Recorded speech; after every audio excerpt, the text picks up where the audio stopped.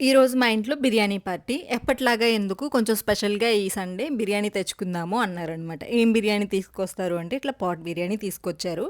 నేను నా లైఫ్‌లో ఇది సెకండ్ టైమ్ అనుకుంటా బిర్యానీ తినడం. 5 ఏళ్ల క్రితం ఒక్కసారి తిన్నాను. దాని తర్వాత మళ్ళీ ఎప్పుడూ ట్రై చేయలేదు. ఎందుకంటే పెద్ద స్పెషల్ ఏమి ఉండదండి. చూడ్డానికే పాట్ బిర్యానీ.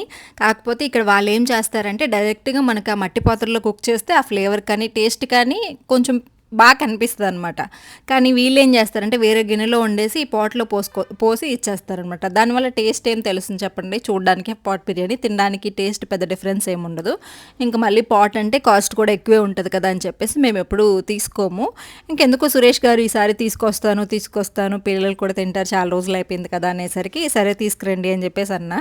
ఇంక నేనైతే ఓపెన్ చేశా. చూడ్డానికి మాత్రం చాలా బావుంది. కుండ నిండుగా పెట్టిచ్చారు. అండ్ ఫాయిల్ పేపర్ గూడా ఏశారనమాట వేడి చల్లారకుండా ఉండడానికి. సో బిర్యానీ అయితే ఇంత వచ్చిందండి క్వాంటిటీ. ఒక ఫ్యామిలీకి సరిపోతుంది. అండ్ ఈవినింగ్ కూడా మిగిలి ఉండిందనమాట. పిల్లలు తింటున్నారు. ఒక ఫ్యామిలీకి కంప్లీట్‌గా తినొచ్చు. మంచిగా కొంచెం పెద్ద పిల్లలైనా కానీ. ఒక 2 ఎగ్స్, ఫ్రైడ్ పీసెస్, తర్వాత నార్మల్ పీసెస్. ఇది బిర్యానీ వచ్చేసి నెల్లూరులో ఉండే వాళ్ళకి ఐడియా ఉంటుంది. రాయలసీమ. టేస్ట్ బావుంటుందండి. అంటే మేము నార్మల్ బిర్యానీ అప్పుడప్పుడు తెప్పించుకుంటూ ఉంటామనమాట. దానికి దీనికి తేడా ఉండదు. అందుకే నేను నార్మల్‌వే తీసుకురా ఒక 3 తీసుకొస్తే సరిపోతాయి కదా! పిల్లలకి అందరికీ మళ్ళీ పాట్ బిర్యానీ ఎందుకు అన్నాను.